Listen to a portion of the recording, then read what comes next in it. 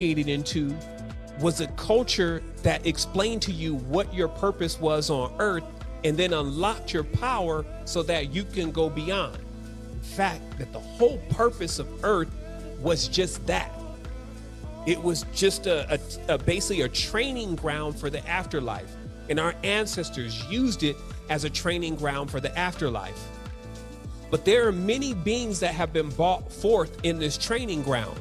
So, because you got to remember, if we go back to, let's say, those original 8, let's say we don't even go back that far. We go back to some of the more primordial ancestors. Actually, let's just go back to the mother and her first child. The mother and her first child, because we have stories about that in ancient lore. Imagine the power of the first mother and the first child. Now, they're not like any of the civilization, colonialization, mental screw, any of that is not present. But something happens with the son where he has to go to the underworld. Okay, that's the story of Tammuz and his mother Inanna, right? That because Tammuz is still a physical being, even though his mother is a goddess who's birthed him, when he gets to a certain age, he must die according to this lore. And he goes to the netherworld and his mother comes and gets him. The reason why I wanted to make sure that you zoom in on that is so that you understand the passion of what is actually coming to expunge you from the matrix, if you may.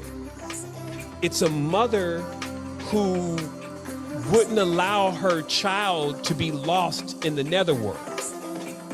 Are we clear here? It's just like, okay, so let me just make sure you understand that you're clear here, because if you're not clear here, none of this stuff that I'm going to explain to you in a moment is going to make sense.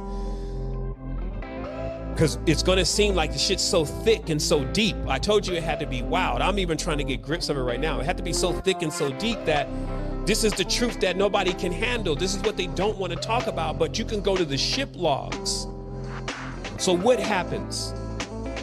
George Washington, 6'2", swarthy or black man, is now in a full-scale war, spiritual war even, with the protector of Britain, and he's pledged his allegiance to, the king. His his head is chopped off. So they're fleeing to create these colonies in what was then what you're calling North America. They're fleeing to create these colonies in a place that's already fully populated with what you're calling our Aboriginal tribes. Many of them also Freemasons and having lodges. What is Freemason? Even? What is a lodge? With it's basically an armory. It's a what would you call Michelle would be good at this, but it's an embattlement inside a foreign territory. It's a fortress inside of a foreign territory. So what you would see is that Masonic lodges and agreements and treaties was going all over the world, because those were the actual attachment offices to the king's empire. But I'm telling you, those kings, those Germans even, were all black. But now this is where it gets interesting. They're black because their skin is dark, but if you look at them, they look white. And there's a mystery here. Nobody can seem to crack it that even knows about it. It's like how you see Dravidians. They got blue eyes and blind attachment offices to the king's empire. But I'm telling you, those kings, those Germans even, were all black. But now this is where it gets interesting.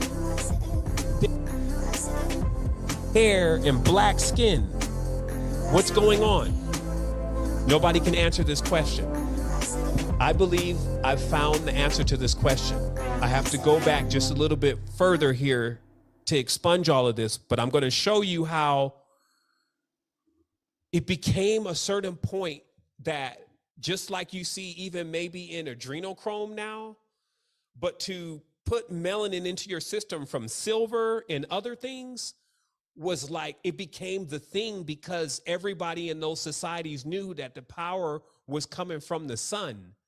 And the more that you could interface with the sun, with elements inside of your body, which also turned your skin dark or tan, which meant serpent, the more that you could interface into this regenerative energy, because more specifically, the skin is the serpent part of our body. It's called the derma or the dream. Okay, so the skin is the largest organ in the body. Not the heart, not when you take all the skin and put it into a pile. It's the largest organ in the body, but it's the one that's least talked about. Also, the skin, you can tell the personality, as I mentioned, of the skin. It covers everything. So you don't know about all the other organs, you just know about the skin, because the skin is like what they call the shining serpent, right? Like it's the prideful shining serpent, the skin of the coat of colors. That's your aura, everybody. But it was a practice, just like we're eating certain elements now, supplements now, that you should consume things that allow you to interface with the sun. And that was the secrets within the secret societies. And this is why you had even, again, Dravidians, Bohemians, everybody, as Benjamin Franklin said, Russians, Germans, of a swarthy complexion, meaning of a darker skin tone. So you're talking about an entire, that's what I'm saying, all these brotherhoods, they were interfaced with the sun, and the sun is clearly the great serpent, or the one that can heal itself. Because remember, this gets us into the Christianity thing, where Jesus can heal himself from things. The serpent, the Nehushtan, can heal itself. So for a multi-billionaire, one who controls the world, what are you worried about? Shit, when we gonna die? Because that's where we're gonna leave all this money. So for men that were initiated, that was what they got initiated for. That's the time that you're done in your life trying to chase the girls, trying to create the companies. That's why even in the Kabbalah, they don't initiate until after 40, because they're like, man, this guy, he's gonna say he wants to be in, and then he's gonna tell all the secrets, and he hasn't really even seen life yet. Why would we initiate him and bring him in? There has to be things that happen to you. You need the experience of life to occur for then you to say, look, I'm just trying to figure out what's gonna happen to my soul. As I said before, then when you had that question, I don't care what condition you were in, there was a place that you could see from anywhere in the world. That's that Great Pyramid. It's, what is it, 1/46 of the scale of the world. It was completely coated and with glyphs in it, which I'm gonna explain what those glyphs did. But there was basically a place that you go. You wanna know what's happening? Go there. And the problem is now, the hack is, when you want to know what's happening, they send you to a man, a mere mortal that bleeds, that has no history and no real story, because that history and story was completely plagiarized. It belongs to a whole different culture. It was about even something totally different. It was about a mother retrieving her son from the underworld. And now we're seeming to be right into that again, because that's the first wave, or what they call the first lens. Everything is going to be only a replica of the first wave or the first lens. I don't care where you're at in time. So what happens is that that's why this is something for all of us. It's something that we can all adapt, but you need to understand the history and the herstory. All right, wholeness and balance vibration fam, we're at that, I won't say the last leg of the journey. I can't be that cocky. We're going to go in here and we're going to deliver some power and some knowledge and connection. It's been a paradise. There's been so many words. It's tired of the words already. I've been tired of the words. It's just been beyond words.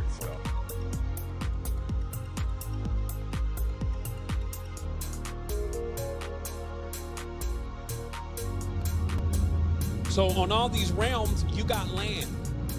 You also have a vehicle that corresponds to all these spaces that is remote controlled. And we talked about this last week, but it's remote control from the consciousness. And for most people, that vehicle is laying covered somewhere, probably in the desert. And it only takes for them to think of it and keep dialing into it to access the bridge of their ship in order to call their ship, because that's how we operated. We used another form of ourselves to move around through different spaces to bring us things from those spaces, right?